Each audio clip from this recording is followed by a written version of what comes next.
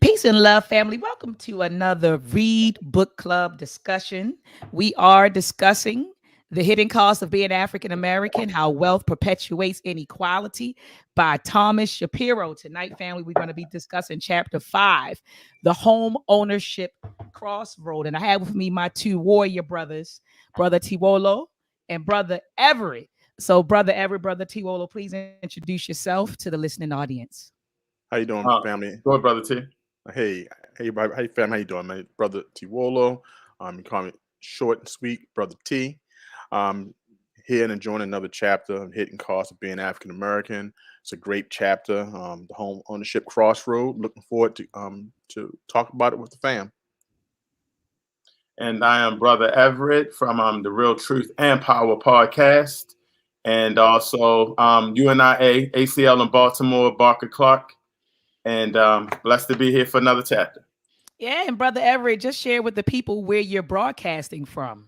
Well, I'm actually in a hotel in Queens, New York. I'm here for the UNIA ACL yearly convention. So, we do this every year, different cities. This year is in New York. So I'm just blessed to be here, meet some different members all over the world from the UNIA. Today was Family Fun Day. So had a nice cookout, positive music and energy. So I'm blessed to be around it. Absolutely. And for those who don't know what UNIA is or what the organization is, that's the it's Universal. Universal Negro Improvement Association, which was established by the Honorable Marcus Garvey in the, early 1920s, Brother Everett? Early 1900s, yeah. Early 1900s. And the organization is still going strong. And so I do want to take a moment out to acknowledge the UNIA, the Honorable Marcus Garvey. We just today is August the 15th. August the 13th is when we received the red, black, and green flag. And I know you see behind Brother Tewolo the red, black, and green flag that was given to us on August the 13th, 1920. And so we celebrated that. So we've had it for 101 years. Also, family, yesterday was August the 14th. And remember, on August the 14th, 1791, Duddy Bookman and Cecile Fatima, they met with enslaved Africans in Haitian to start planning like the Haitian Revolution. Let's pray for Haiti right now. Yeah, we got to pray for Haiti right now. Right. 700 dead so far. 700? Oh, goodness. That's what I Man, last time I checked, it was 300. Dang. 700 dead. They said it was an earthquake, right? Oh my goodness. Yeah. I saw clips of it. I saw clips of it on the internet. And I'm like, goodness, their president just got assassinated, last month. Then they get hit with an earthquake. It's like, oh my goodness. I heard it's supposed to be a storm coming too. So that's not good. Wow. No, that's not good at all. That's not good at all. And so, family, look, for those who are joining us, I see people are coming in right now. We're reading, tonight we're discussing The Hidden Cost of Being African American, How Wealth Perpetuates Inequality by Thomas Shapiro. You don't need the book to join, family, because I don't want people logging off like, oh, I don't have the book. I didn't read the chapter. Still stay, because I'm telling you, each discussion is very, very informative. So you don't need the book, and you don't need to have read the chapter in order to participate. In this particular chapter, chapter 5, discusses home ownership. It's called the Home Ownership Crossroad.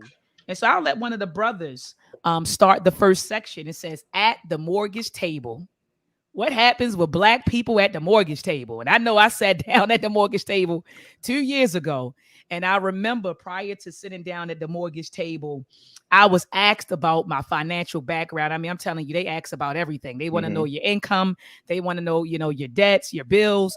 And I remember them asking me about gifts. Do you want to include a gift, to bring down your payment? And I was like, gift, I didn't know what they were talking about at that time, but now, after going through the process and even reading Shapiro's, I see what it was, it's financial assistance from your parents who might throw you $20,000 or $30,000 that you can bring to the mortgage table. So anyway, I'll let one of you brothers start it off. At the mortgage table, what happens to Black families as opposed to white families at the mortgage table?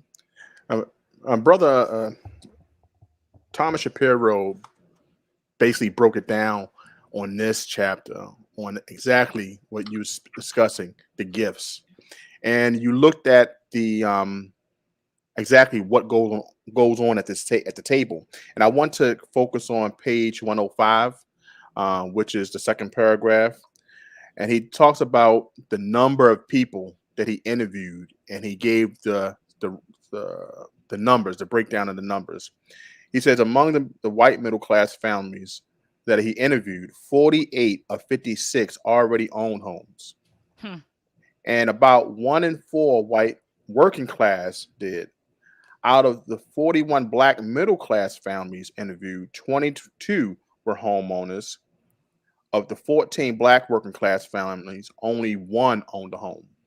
And the reason why I kind of I wanted to start off with that is just to show you that the difference and how our families gain that next level um, boost, how they start out, because he wanted to stress that even if they were upper middle class or they were middle class, that not many had the ability to have homes, but it was a common thread in white homes, even if they were middle class or working class, to have home ownership. So in this chapter, it talks about what was important. Based, you seen what was important based off who had homes, who didn't, or who aspired to. Just based off the number, more than half of blacks didn't even have homes. That's crazy. So was that talked about in the household? And as we find out in the later pages, it's that it was expected. It was a mandate. It was a dream of the white families to pass on home ownership to their offspring. Yeah, and and, Mm. and I and I think that, and you're right. Like you said, that was standard, and that is standard in the Mhm. white family. To make sure that you buy a home, as opposed to, in our communities, we a lot of us, and I know I have rented for years. Mhm. We'll go that route, and even though my mom, her and my father, they had purchased their first home together in 1976. Even still, I went, I was living in that home. Then some things happened, and I had to rent for some years. And so, but a lot of us do. We go that route. We'll rent, and then sometimes you just get comfortable where you are. And you get comfortable, and it's hard. You end up staying there, or you may move into a house, you may not. But I do Mhm. agree with you, brother T, that yeah, in the white community is definitely standard. He moves into talking about two families. He begins with Elaine and Bradford Johnson, Mhm. and he talked about how they're African Americans. They are a middle class African American family who live in a middle class African American section of L.A. And they wanted to buy a home. He said that the husband, I don't know what the wife did. I probably have to go back and look, but they I know the husband, he was a news reporter and he earned about Mhm. $117,000 a year.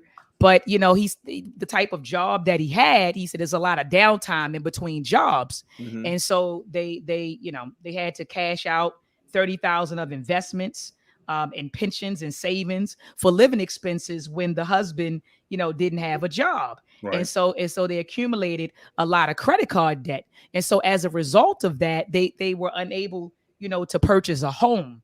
As opposed to David and Kelly Scrully, Mhm. it said that their incomes was roughly about $70,000, but Carrie's father, or the wife's father, he ran a successful business, and he gave them 20% towards their down payment, the down payment of their household. So they gave them $40,000, $40,000. Mhm. $40,000. And it says that they dipped into their savings to put more money on the house, so to lower their monthly payments.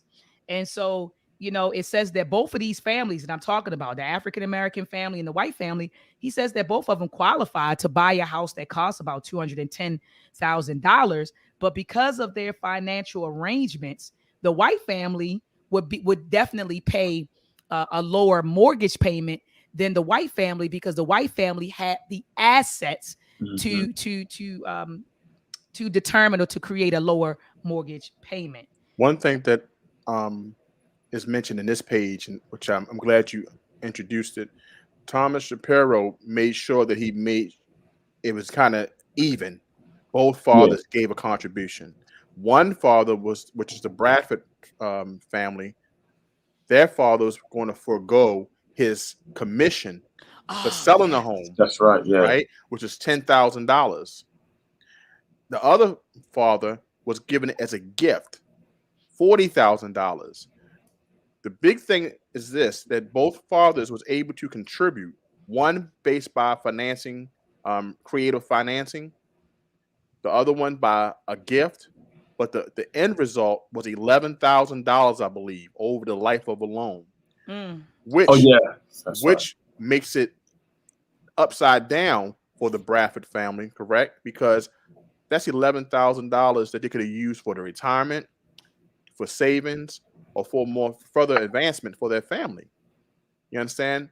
Over the just by making that $40,000, they reduced it from 1,600 a month to 936 per the other family.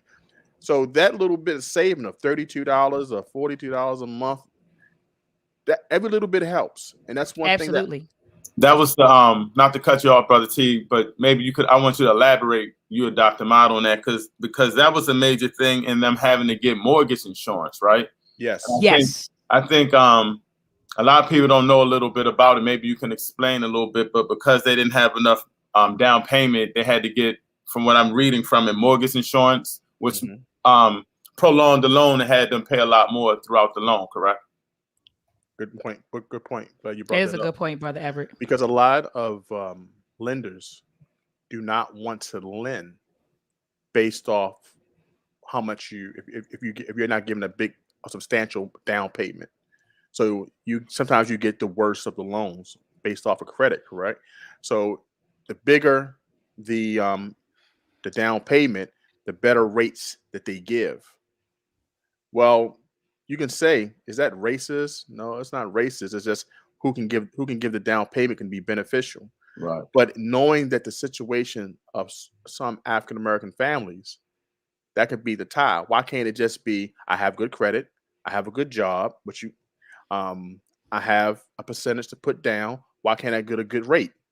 Well, there has been studies showing that we get worse rates, and he mentioned it here. Mm-hmm. And there's also been studies by Harvard University who also went in to say, hey, African Americans get worse rates when it comes down to homes.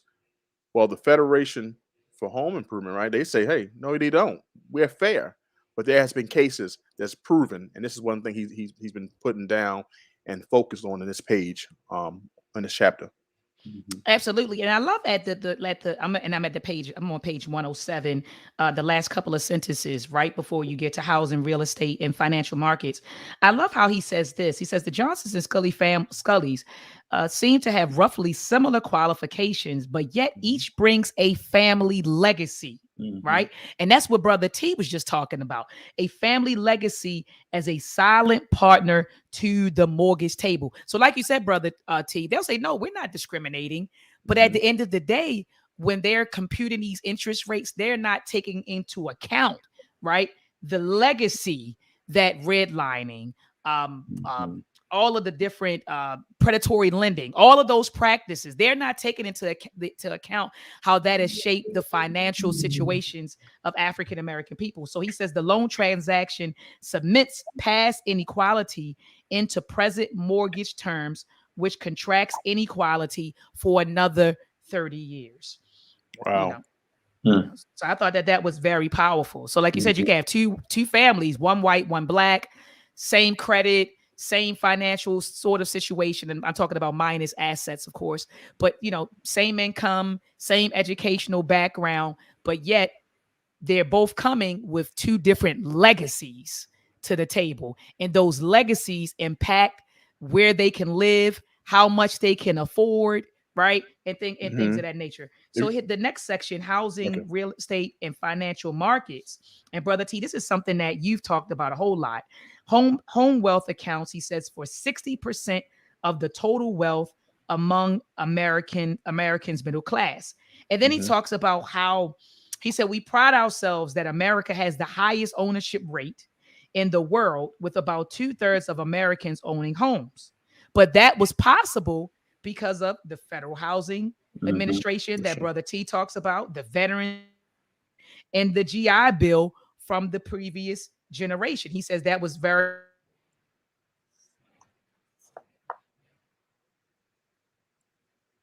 You there, Brother T? Yeah, I'm here. I actually froze for a second. Okay. There Yes, you go. I did. Here I go. I'm sorry. All right. I'm sorry. I'm on my Wi-Fi. I'm now like plugged into the Ethernet, and I think I need to like move the internet up here and just plug directly in. But so he was basically saying here that, you know, so what I was concluding is that if your parents or grandparents didn't take advantage of these things or couldn't get these things, then that adversely impacted us, our families, our ability to own homes. So go ahead, Brother T. Okay, so just above that, now to feed off of what you just read, the Johnson and Scully seem to have roughly similar qualifications, but each brings a family legacy as a silent partner to the mortgage table. So that's just it. That silent partner goes back into how they was able to do it. And I didn't want to go further until we realized that it changed by $340 a month that one family was saving. $340 a month. You know what you can do with over $4,000 a year extra? So it's just one of the things that just that silent partner, and also those benefits such as taxes and interest can really help out a family. So that's the car payment. That's the car payment. That's car payment. You know, I got from it, like when he's also, which I wasn't aware of, he's talking about that most Americans, you know, accumulate their wealth through home ownership, the asset. But then he was talking about, he goes on talking about how we pride ourselves in home ownership, like you were saying, Dr. Ma'at, and that we have our percentage is one of the highest, if not the highest in the world. But then if you look at it, but before he was showing a graph that the white percentage of home ownership is way more than the black. So that's something that we really need to fix in our community, because it's inheritance and all of that stuff that's helping them. But psychologically, they know that they need to come out and start buying homes. It's something that we're not doing as a people. I didn't know it was that low. You know, I'm thinking that we're trying to at least buy homes like them, but maybe we're not getting the best homes, or we're living in different neighborhoods because, you know, of the home ownership and the loans and stuff like that help us get them. But it seems that it's even worse that we're not even able to get the homes because of it. So that was just huge that I noticed. Yeah, absolutely. In the table on page 109, it shows that it says the home ownership rate for blacks is 25% less than it is for whites, and then he talks about, you know, racial redlining. You know, that's an effect. You know, he said the effect is racial redlining. He said whereby mortgage lenders fail to make mortgage loans available to minority communities. All right, so he talked about that, and then he gets into, he said the three major phases in home ownership process. He said that is fraught with discrimination and major consequences for wealth accumulation. The first is access to credit. You know, access to credit. You know, he says, you know, because, you know, looking at the criteria that banks use to determine who's credit worthy and who's not. Right. And he said that, you know, this process, he says we need to understand this process because discrimination in securing financing has lasting consequences. So he's saying access to credit, they're like the gatekeepers of whether or not you're going to own a home or not. Right. The second, he says, is credit or interest rates that are attached to the loans. And as one of you brothers said, that we have higher interest rates. You know, we have highest interest rates. And what was the third one? I saw the second. First is access to credit. Third one is interest rates. And I don't see the third one. I don't see the third one. Not unless he was counting the discouraging mortgage loan applications. But I was looking for that as well. I was trying to figure that out.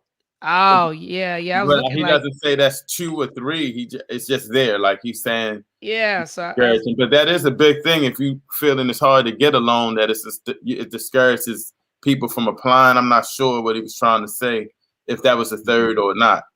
Yeah, that might have definitely been the third. And then so he moves into talking about who qualifies, and he introduces this study called the Boston Fed study. Yeah. And so can one of you brothers explain, what did they conclude in the study? All right, want to jump on? You can go ahead, Brother T. Well, we're looking at this chapter here. I'm looking at page 110, with Sister Dr. Ma'at mentioned. In the face of the heated criticism by community housing and civil rights activists, financial industry professionals testified before Congress in 1993 and 94, claimed that no smoking gun exists to prove discrimination in the mortgage markets. And this is what I mentioned earlier, that they were saying that nothing by plain sight, that anyone who applies based off those qualifications that Dr. Ma'at mentioned, having good credit, promptly paying your bills, what loan you're able to get from the bank, we don't discriminate. But as we know, this right here stressed that in 1993 and 94, that they actually put a magnifying glass on this issue to say, hey, why is it discrimination? Why is it just why is there is a disparity with African American homeowners getting higher rates? And this is also what I mentioned that what college? Harvard University also did a study on this and showed that the interest rates were different and that there are discrimination comes in. So even though the white flight start to move, hey, with blacks moving as part of the community, the property will go down. These are like solid reasons that people get up and move. But blacks want to get homes. As you see, they try to buy homes, but they don't have that gift, how they can get the down payment. So they start to say that the reason why the better interest rates was because it all depended on how much money was put down in down payment and how much they got lended for. But as we saw on the last page, it didn't matter. Same qualifications. It was just, but the difference was the size of the amount. So this is what they hid. This is the wall that they hid behind to say that there's no discrimination. It's just simple math. And as we go on, we'll see some more. Anybody want to say anything towards that? Yeah, No, I just wanted to add. I'm sorry, Brother Everett. I just wanted to add at the top of page 110. It says that this study also demonstrated that lending institutions rejected blacks for home loans 80% more often than equally qualified families. Equally qualified here includes meeting the stringent creditworthiness test. So they rejected black families for home loans 80% more often than equally qualified white families. Like that's ridiculous. That's crazy. So it's just like, I feel like, you try to play by the rules and you still get screwed. Like it's literally this is a rigged game that we're playing in. And I don't think that a lot of black people understand that it is a rigged game. So we're trying to play by the rules, but the game is rigged, in a sense. But go ahead, Brother Everett. No, I was gonna go right there where you was talking about that survey. It's crazy. But something else struck my mind when he was talking about mortgage companies versus more loans from mortgage banks. I never paid that any attention, especially when a lot of people are refinancing now. And which leads me into when he was talking about predatory lending practices, and poor minority and immigrant communities that rely on consumer ignorance, deceptive marketing, and lack of lending choices, and occasionally fraud. So they already know that it's out there and that it's and they call it predatory, which really was like a word that's like not a good word. Predatory when you're trying to sucker somebody, a family out of their money, but predatory lending and mortgage companies opposed to banks. I don't know if you knew anything about that, Brother T. You wanted to talk about that?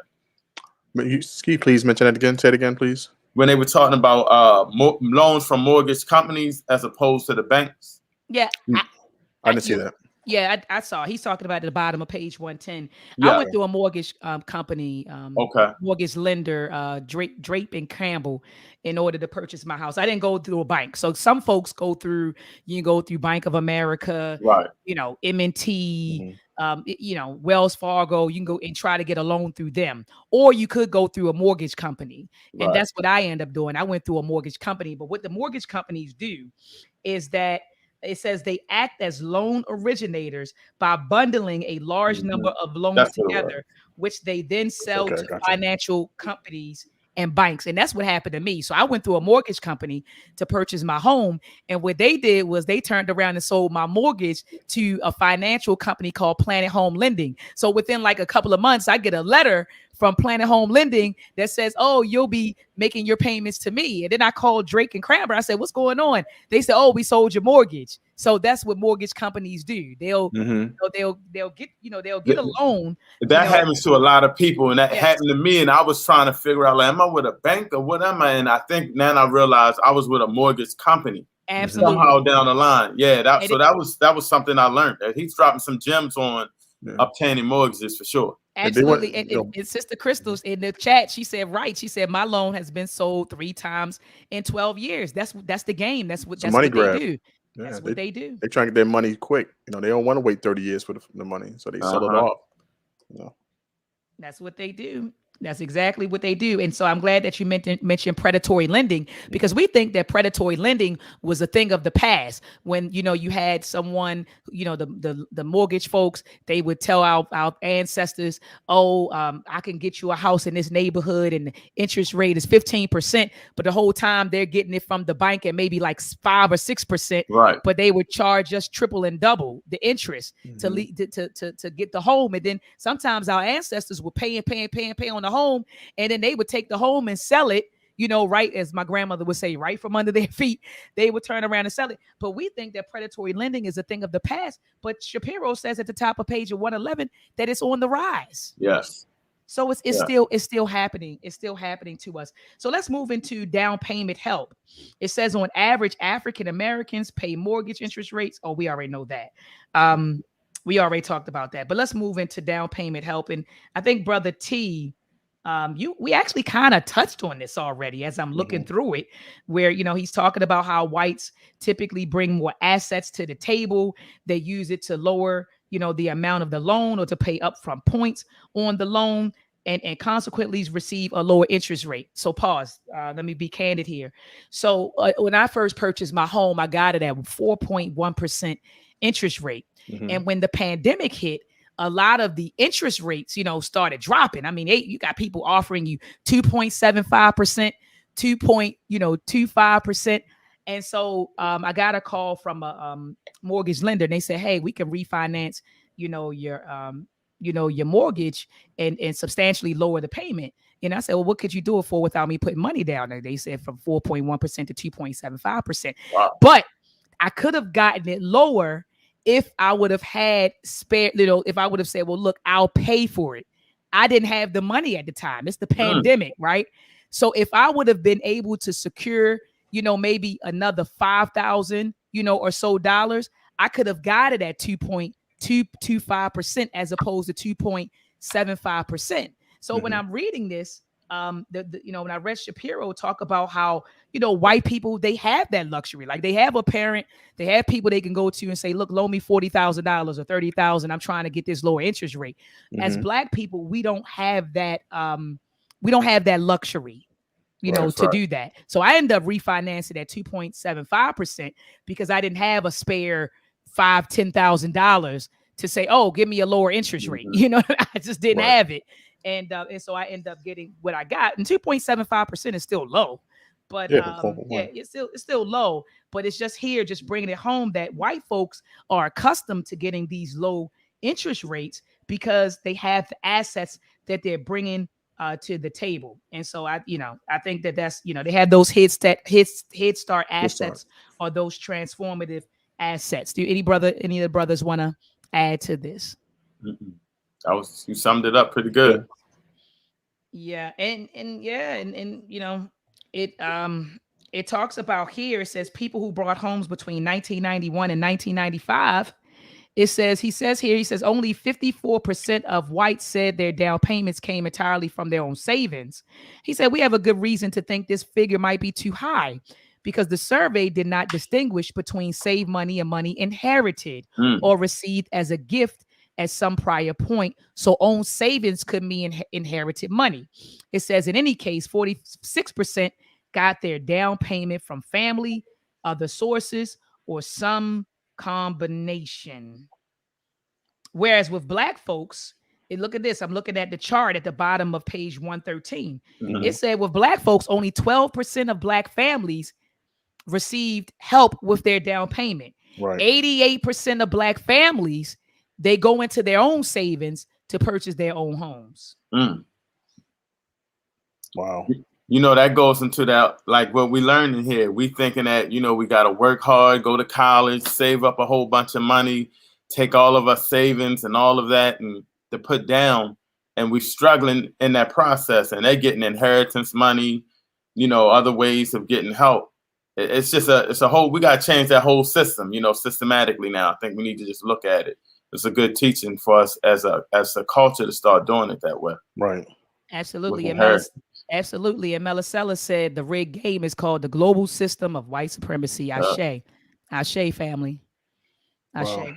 So at the top of page 114, Monopoly. Shapiro drives home the point.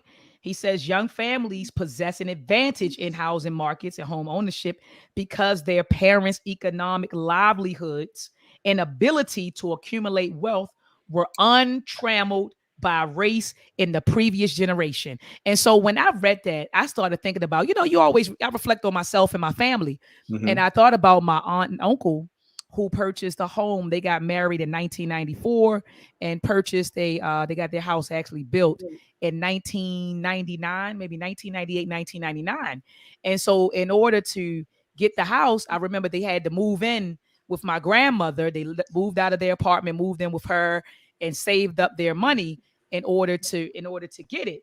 Well, because grandma didn't have the money. She didn't have $40,000 to say, here, baby, go get your house. So, you know, so they had to move in with her and then, you know, and save up to get it. So again, like you said, with these young white families, so her life, I say all that to say my grandmother's life was definitely, it says it was her wealth, the wealth that she should have been able to accumulate, or the potential of accumulating. Her life was trammeled by race, you know, by racism. You get what I'm saying? And I look at that. My grandmother had a 6th grade education. She was born in Sumter County, South Carolina. And she had to go, she dropped out, I think it's a 6th grade education. It may have been a 4th or 5th grade. I'm not sure, but my mother's in the chat. So mommy, put in the chat and let me know, was it 4th, 5th grade or 6th grade? But she had a 6th grade education. She explained to me that she had to drop out of school to help her family with money. You know, she had to work in the tobacco fields in order to get money, you know, with her family. And so she ended up migrating to Baltimore later on. And she worked, I think my mom said my grandmother was cleaning Jewish homes. So she was a domestic worker. And then she left there, and then she ended up working for Shepherd Pratt Hospital, like in the laundry room. So she didn't have $40,000 or $50,000 to give her daughter and her new son-in-law, you know, on a down payment. She just didn't have it. And when you think about it, Brother T, that's the story of a lot of Black Americans who, you know, whose lives was impacted by all of the things that we've gone through. So they weren't in economic positions to give their children down payments on their households. That's hit to 114, because what you're saying about how our ancestors, how our relatives saved money. Page 114 says Blacks who bought homes told a contrasting story. Nearly 9 in 10 said their down payments came entirely out of their own savings. Only 1 in 20 relied entirely on family financial assistance. So when we look at that, just think about this. The first Black bank, the Freedmen's Bank, where freed slaves amassed today's value would be over like $500 million. And the money was taken away. Remember, it wasn't a saving and trust bank. It was only a savings bank, right? So that money that they saved, that they worked in white folks' home, shined shoes, did whatever they had to do in order to cut hair, whatever they had to do at that time in order to make that money. It was snatched away from them. The generations next had nothing to gain financially from. Nothing to gain. Money was snatched away from them. Still, descendants today cannot touch the money that was amassed at the Freedmen's Bank. You know what I'm saying? It's a lot of money. Go check that out. Not to cut you off, Brother T, I wanted to ask you a question on that. What for the Freedmen's Bank? Wasn't the government monitoring? Supposed to be monitoring the people monitoring that money? Yeah, they were supposed to be monitoring people the money, but the heads of the banks, they tried to say that only it was black officials, but we all know through that time, the money was being taken and put into the next revolution, industrial revolution. So people were still banking it, and so the money and the bank just fell. And even the money was trying to be saved. It was trying to be saved by, like, Frederick Douglass uses his own money, his own savings to try to fix the bank. And it was already fallen. There's nothing you could do. So the thing was, the point I'm trying to make was the savings aspect. If you see how these families today are trying to buy homes and get ready for the next generation, they can't. Not just from savings alone. It must be passed from that next generation. And I'm just bringing to the point of Freedmen's Bank because it was robbed from us. That opportunity for our ancestors who toiled and were slaves, their savings after they were freed was taken away from them. That could have benefited the homes and the land that could have been bought, could have been a big benefit. So these are, and Thomas Shapiro made a point, from generations past, white families have benefited from their parents' wealth. And that's the point I was trying to make. No, absolutely. I mean, and you see it. I mean, like you said, they benefited. They benefited from it, and you see it. It's so clear. Sister Crystal, she said, I found this chapter interesting because so many of us think that the credit score is the answer, but good credit without cash is still higher interest. Right. Facts, Crystal. Facts, my sister. And my mother just confirmed that my grandmother did have a 6th grade education. She said 6th grade. And in fact, my mother, when she began after she had graduated from Hopkins, she started her teaching. She started off as a teacher in Baltimore City. She worked at Harvard Institute and she taught an adult class at night. And my grandmother took her class and learned how to read and write. Wow.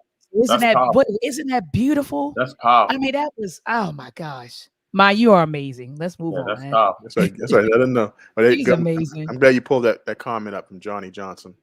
Yes, he says, even though the 2 most expensive items people buy is a home and auto, plus investment in education, all 3 are impossible without good credit. Protect and build your credit and maintain it. He said, this is the new slavery. Johnson, thank you so much. And the next one he has, Johnny Johnson. He goes. Oh, Johnny Johnson. I'm sorry. Johnny Johnson. Yes, he says, when we get ready to sell our homes, we are often subjects of we're going to talk about that. Yeah. Yep, subjects of lower home values by racism. It's better if you let a white person, it says be home, or I guess do your home appraisal, be home. Oh, be home for your appraisal. Right. They give blacks lower appraisals. I hear what you're saying, Brother Johnny Johnson. Yes. I see it. Yeah, we agree, Brother Johnny. We agree. Okay, so yeah, I mean, and then he gets into different stories, to be honest, of different families. He talks about, the Berries and the Berries, and it says how they claim to work their butts off, this white family, but but they inherited a lot of their money. Someone died and they got money, and they, he says they came up with $30,000 payment for their closing costs. He asked them, or Shapiro asked them, how difficult it was to come up with the 30,000. She said, not at all. Not at all. My parents gave it to me. She said the stumbling block of large credit debt, bad credit histories, and no savings dissolved for the Berries with a generous parental helping hand. Then you had Amanda Parnett. They said she's a single white mother of 2. She lives in St. Louis. And when they asked her about, her down payment for her house, she said she got it from her dad. And then, so it says right here, this kind of direct family help averaged out to about $18,000 among the white homeowners they spoke to. So literally, on average, the parental help in order to get into a house was $18,000. And then they start speaking about how several of the families talked about how they got loans, and I'm putting in quotes, loans from family. But when he asked them, well, did you ever pay it back? They said, oh no, I didn't give it back to so and so. It was a loan, and we discussed it, but we never gave it back. And so he talks about Christian Perkins and Peter Kelly. They said that they got their home from parental gifts, loans. It says in an installment on an inheritance. So they borrowed from a daggone inheritance to get their house. And then Debbie and Bill, it says that they got their money from, I think it says Bill payments. I'm sorry, Bill parents helped them with the down payment and closing costs. But And then go ahead. the one thing I like is that when he talks about the black family, he makes sure it's even, that you're either middle class, white family, middle class. They try to keep it even as possible, but then he drops the differences. He sprays the differences. One thing I recognized, that the husband was always out of a job in a white family. Yes. Yeah, that's crazy, right? Right. And their combined wealth or combined income was like $46,000. They always be low. Like the black family be up like 78,000, 100,000. right? But the other family, the comparison, it's like the wife is like 17,000, or they make 15,000 combined, but they got so much more house. Yeah. And they're not really worried about, what I'm saying, finding another job of equal value. They good. I'm good. They sitting on a big asset already. But they making 15,000 for I think one of these families making $15,000 a year. That's crazy. I can't pay my car for $15,000. I can't do it. Right, a year. Like a year. The wife is working and the husband, like, I've been out of work. Combined, we make $15,000 a year. But like you said, they're living in the suburbs, in a nice $200,000-$300,000 house because of mommy and daddy. Yes. Mommy and daddy helping them out. It talked about, look at the bottom of page 117, Nancy and Mark Hollins. It says the assets flew in from all sorts of relatives and circumstances to help them, who are white, settle into Dorchester section of Boston, where the housing costs are not as high as in nearby Boston communities. Nancy explains where the down payment, closing costs, and fix-up money came from. And it came from relatives. Yeah, but can you read that, please? This is real important. Go ahead, T. Read it. What she said. She said, well, what did Nancy say, T? I'm going to read it in Nancy's voice. I think they did. They knew that we needed to be in the house. And I think his dad knew he was sick and had cancer. And my mother-in-law wanted him to see us in the house before he got to go. It was something that the grandparents wanted for their grandkids. See, the house, look, they made $25,000 combined. Okay, y'all didn't make good job choices, the grandparents said. But you know what? What's most important to me is seeing my grandkids have a home before I go. So I'm going to give you this money. Okay? You're going to figure out one day, maybe when you sell this house. But they knew. Granddad said, before I go, my grandkids got to be in a home. See, this is not just the Bradfords thinking about what they have to do for their family because it's all on them about their savings. The last generation says that the grandparents say, hey, it's important for us to see our grandkids in the home. So I'm going to give this contribution just because. How many of us plan for the next generation like that? Right. That's a question. The thought I gotta wasn't get my just stuff together. I gotta get my stuff together. Right. Think about it. The thought wasn't just for taking care of their kids. Grandchildren. I'm gonna make my decision based off my grandkids. That is something that opened up my eyes on page 117. Well, my mother would say in the good book, I think it's in Proverbs. It says, Mama, you can put it in the chat. It says, a good man leaves an inheritance for his children's children. Dang. That's what it says in That's right. my mama's good book. Absolutely. Absolutely. And like you said, Brother T, how many of us are thinking, like you said, not the next generation, the generation after the next generation, and making sure Hmm. we have things, set up for them. And so I love how he mentions this book by Carl Stacks called All Our Kin, where it talks about how with African Americans, it says there's an intense family loyalties and intricate trading systems have evolved within African American communities to combat grinding poverty, right, and help families survive. It says Black families without wealth tend to share wealth to share. I'm sorry, are more likely to use other indirect ways to help their adult children. It says three families we met brought homes using money expressly saved while they lived with their parents. It did not have to pay rent. In each of these cases, adult children with their own families who have been living on their own move back with their parents to save money for their own homes. And that's when I thought about my aunt and uncle who moved in, with my grandmother to save for their home. But that's really a lot of Black folks. That's what we do. We say, well, we need to save some money. We'll move with a relative and we may pay them a little bit of rent or we may not pay any rent at all in order to save up money to get into a home. So he says he ends this section by saying that African Americans have developed strategies out of necessity in a tradition of relatives supporting the survival needs and mobility aspirations of one another. So he says many of these strategies are creative and apparently effective. However, this is the caveat, family. He says while they allow some mobility, they do not provide the same opportunities for mobility typically used by young white families where financial support is crucial. Brother T, I need to read that again. I gotta read that sentence That again. was powerful. That was powerful what he said. So he said, while they allow some mobility. So when we move in with a relative, we save our money. Okay, I'm gonna save my money, I'm gonna get a house. He said, so while these strategies allow some mobility, they do not provide the same opportunities for mobility typically used by young white families where financial support is more crucial. So I wrote right here that we need to modify our strategies.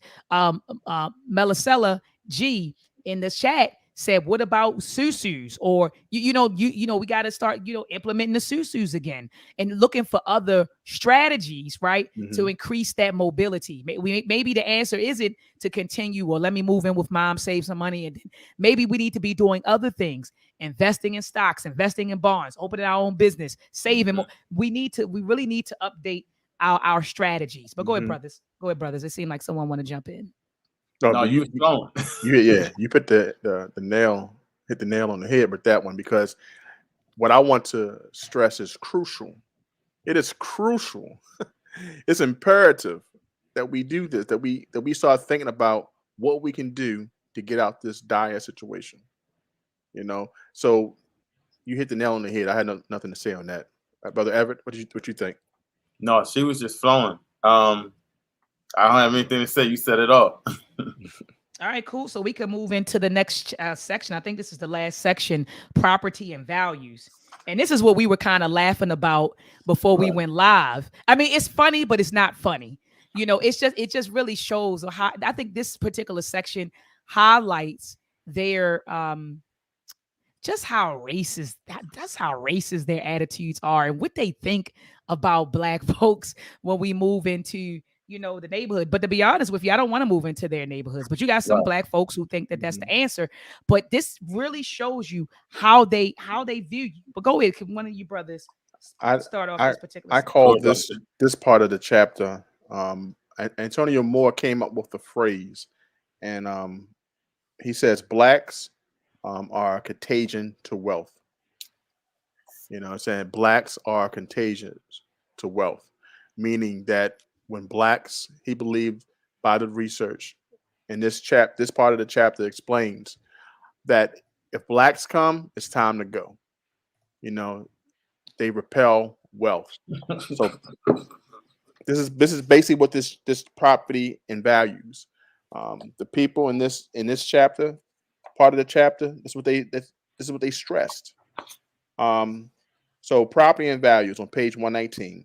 This brings us to home equity. Information on home equity shows that buying homes typically increase wealth. Okay, so buying homes for families is a tool, is a vehicle to help us to increase our wealth. But at the time of the interviews, most white families we talked to were living in their first home. Some talked to us in their second or third they owned. In each of these cases, the family had moved up to a larger house in a better off community. So this is how he started off this part of the chapter, letting you understand that people move to different neighborhoods, um, starting in communities because they wanted to, and they moved in better homes in order to increase their wealth. So that's why I named this part of the chapter "Black are Contagious Wealth." Because the mindset of the whites, they're like, "Hey, we got to go," and this is where the term "white flight" came from. So this is what the start of this part discusses. Yeah, that was deep what you said. Plus, I like how he's talking about how, like you said, using that first home, taking the equity and getting another home. Mm-hmm. I think that's another strategy to obtaining bigger and better assets. You know what I mean? But like you said, it seems like when we come in there, they like, oh, we grab this equity and bounce to a better spot. And how we come into the area and they automatically saying that it's depreciating now. It's just crazy that racial division and how that housing market uses this policy or process. Absolutely. I'm at the bottom of 120. I found it astonishing when it says the value of homes and home equity is color coded. He said the value of a typical home owned by white families increases $28,605 more than the rise in value of homes owned by blacks. Right. So you take a house family and you put it in a black neighborhood. You take that same house, you put it in a white neighborhood. You're getting about $28,000-$30,000 more for your house. It's crazy. So think about this from what we learned in this chapter: the $300 to $400 we paying more a month, on top of your house being worth less when it's time to pull from it. So you're not even getting the equity that could benefit your family and helping your children buy their first house, pay for college, start a business, help with the first child. Because first of all, you've been robbed from the beginning based off the interest rate, and you've been robbed when it's time to pull money from the equity, and you've been robbed when it's time to sell. You know what I'm saying? So you've been robbed by gunpoint from the beginning. We said about 25 robs, brother T. So we getting the bad end of the stick. We're getting the bad end of the stick, and it all started at the negotiating at that mortgage table. Based off this chapter. That's a fact. That's a fact. That's a fact. And he says that, look at this. It says black homeowners, according to this study. So it's talking about the 2001 Brookings study. Says black homeowners, according to the study, pay an 18% segregation tax, and residential segregation is the culprit. So just for wanting to live around black folks, you literally lose, 18%. And I remember, I mean, this is 2001, but brother T, you and I looked at, remember the article you sent me like in 2018 that said that the black community has lost billions of dollars simply because we wanted to live around one another. We paid what they called a segregation tax. So that's I mean, that's crazy. It's crazy. But like you said, brother T, you like, daggone, we robbed all around. It's really like I said earlier, we're playing a rigged game. So when you make the statement, like you made eloquent statement as yourself statement, you said that I don't want to live around them. I rather live in my own community. They run to those communities understanding this information, hoping that they could benefit from moving in those communities. And what they find, and I have a close friend who found out too, even though she lived in that community, they still gave her home a poor appraisal. And she didn't understand why she couldn't sell her house. And she couldn't understand why that they was not showing her house. Based off the fact that she believed, hey, I lived in a nice neighborhood. My home is it's just as good as theirs. But I'm sorry, some people, some real estate agents, they only going to do so much to get you the wealth that you may need. Yeah, Yeah. that's a fact. And I'm with Jasmine. Jasmine Martin said, well, look, she said, where are black people supposed to live? They don't want us living around each other, and they don't want us in their neighborhoods. But So Jasmine's like, what you want us to do? but Right. one of the statements made by one of the people who were interviewed, she says, "Well, I'm only repeating what black people told me themselves." Hmm. As you remember that, and that a part of that she says, "Well, on page 123, I asked if they really say that. They admit it, yeah." James replies. I then asked if their neighborhood is declining. So she says that her black friends, her black coworkers says, well, when we move around there, things go downhill. Mm. So this is even a thought that some of us carry. I think was it James and Patricia said something like that. What page was that? 123. 123. Yes. Well, the blacks in the city are slowly moving into South St. Louis. The whites moving out, the blacks move in, and turn it into a pretty rough neighborhood. I'm like, that stereotype. Right. But one thing we got to stress about this part of the chapter, the Thomas Shapiro, he says they drove around and saw that none of this was really happening. So this is not something that statistically they say, oh, white people, we all know about white flight. But this is more of a mindset that whites may have. It's time to get up and roll because we don't want our assets to be depreciated. And I think even if I got to find it in the reading, that she was like, most of them wanted to get up and move because they want to make sure that they protect their wealth. So by moving and selling their house, they ensuring that their asset is not depreciating. So no, that's a fact. And I saw that. I mean, shoot, I remember when my mother, like I said, my mother and father first bought their house in 1976 in Woodlawn, and they were either the first or second black family on the block. And so I was born in 81. I remember in the 80s having white neighbors on the left side, the right side of me, and across the street. You got search by the time I was a teenager, the whole block was black. Yeah. So they started going, the more, they started, one white family left, then another white family left, then another white family left. And by the time I'm in high school, I look around, everybody on the block looks like me, and that's what happens. So, it's white fight is real, it's real. And I've seen it. Sister Crystal says, she said when he wrote whites have a 100% market to sell their homes, but blacks only option is other black folks. Yes. Sister Crystal, won't you get your butt on this panel? Because Sister Crystal and Brother Johnny Johnson need to be right on this panel with us. You all need to be right here with us. And you all, I know you want to chat, but yes, I was, that was eye-opening, Sister Crystal, when he said that. Like literally, when white people sell their house, they can sell it to anybody. But when we want to sell, it's limited. Only blacks. It only if we live in a black neighborhood, it's only going to other black folks because white folks don't want to live there. Yeah, that hurts us. Believe it or not. Yeah, that's loss of profit. Absolutely. And he said this economic detour shows how the marketplace for whites is the entire society, while the marketplace for blacks has a geographic and product restrictions. I said, woo, so that's crazy. That's crazy. They sell to whoever they want. But we have to sell to other black folks. We have to sell to other black folks. Yeah. Yeah.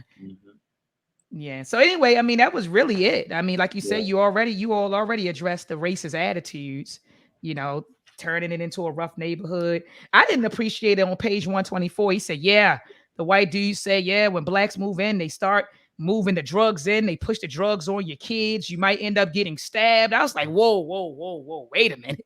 But this is what they honestly believe. And as I stated to you, brothers, before we went live, I said these will be the police officers, right? And one of you all said, our employees. This is the way they think.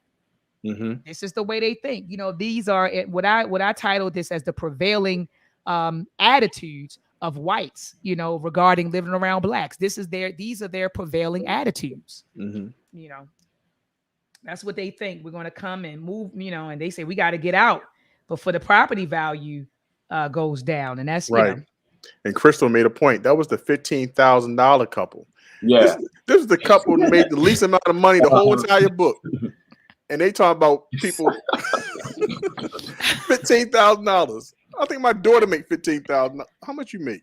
I'm like, come on now. This is ridiculous. And you telling us that about this, I can tell you. The mentality. Yeah. But guess what? But when you have people help you out, even at your destitute area, you can say anything you want.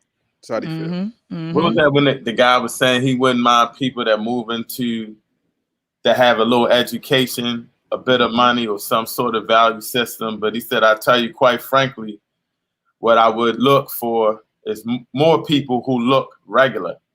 I said regular. What do you mean? Wow.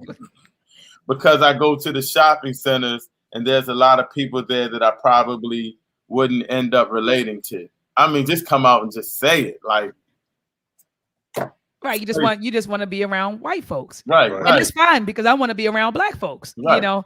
But I hate that it's a cost associated with that, right. that it's a financial penalty associated with me wanting to look to be around people who look like me, but like you said, he was kind of dancing. I want to see regular folks, and just say you want to see white folks. You want to see It's people, okay. people who look like you. But it's okay. Yeah, so one of brother Mark, I know I butcher names all the time. He said this is a powerful discussion. Thank you so much. Look, Crystal said right. That was the $15,000 couple. 15,000 talking about I'm moving. I don't want to be around. You're like, dude, like your income is, and this is no diss to people who may be making 50,000. Yeah, right. It's not. But my whole thing is to turn your nose up at other people. And like you said, brother T, your income can't even pay off my car. Yeah, and the discussion was they want people who have a certain skill set or a certain job to live in their communities. But combined, you make $15,000. Right. And you're in this family, this middle class family could be have good jobs. But they just don't have the financial backing in order to really catapult them to the next level to help their family the way we're talking about right now in this chapter. And you put your nose up at them. So that point that Sister Crystal brought, it was true. Like, it doesn't matter that some people may have that perception of us regardless about financial schooling or what we do for our community, Absolutely. So next week, family, we will be discussing chapter 6, where people choose to live. And what I notice about our folks, we get a couple of coins, we get a little bit of, as my grandmother would say, a little piece of education, a little piece of money, and then we want to go live, where they live.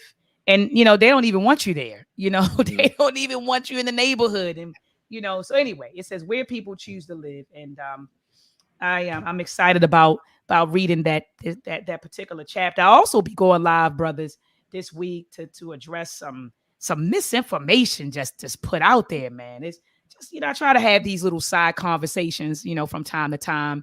Nick Cannon. I said Nicholas Cannon. Nick Cannon went on the Breakfast Club a week ago. And he said that monogamy was a Eurocentric idea, Eurocentric concept. And I was like, oh my gosh, So I wanted to have that discussion. I wanted to have a discussion on pimping the Black struggle, because you got a lot of people who come into the community. They present themselves as activists and Black freedom fighters. And before you know it, they come up they get a couple of dollars and then they're out of here. And I've seen that with, in the last 5 years, I've seen that with about 20 people in different Black organizations. They'll present themselves as being for the community. They're fighting for Black power. They're fighting for this. They make some money. Someone write them a check, and then the struggle is over. People buy $1 million homes, and they're moving. They're doing sorts of things, luxury cars, So I think that needs to be a discussion. I think Black people need to start exercising better discernment when it comes to supporting people who claim to be Black freedom fighters. And so I do want to have that conversation next week. All right, so family, join us back here, same place, same time, right? Next Sunday at 7 p.m. Eastern Standard Time. Have a beautiful week. Don't forget, family, we're reading The Hidden Cost of Being African American, How Wealth Perpetuates Inequality by Thomas Shapiro. Next week, we're going to be discussing chapter 6. We're almost finished the book, family. We're almost finished the book, and someone did put in the chat a book suggestion, and we're going to announce the next book in about 2 weeks. But someone did put in the chat, he says we should read Affirmative Action Was White. Yep, When Affirmative Action Was White. That was a good read. Good read. You already read it, Brother T? Yeah, I had an audio book. Oh man, so I'm gonna check that out. Check that out, Ascension. I'm gonna definitely check that out. As a matter of fact, I'll put that on my book, my wish list, and grab that When Affirmative Action Was White. But yeah, so we're gonna announce the next book in the next couple of weeks, family. All right. I see New Black World Order's in the building. A Beautiful Mind, she's in the building. Thank you so much, Queen, for joining us. My mother said, be safe. And Mama, you be safe. Mama's getting ready to go to Costa Rica for her birthday. She's turning up, Brother T. Happy birthday, Mom. Yeah, she's leaving us. So be safe, Mama. You be safe, Mama. All right, enjoy, family. Peace and love. Peace and love.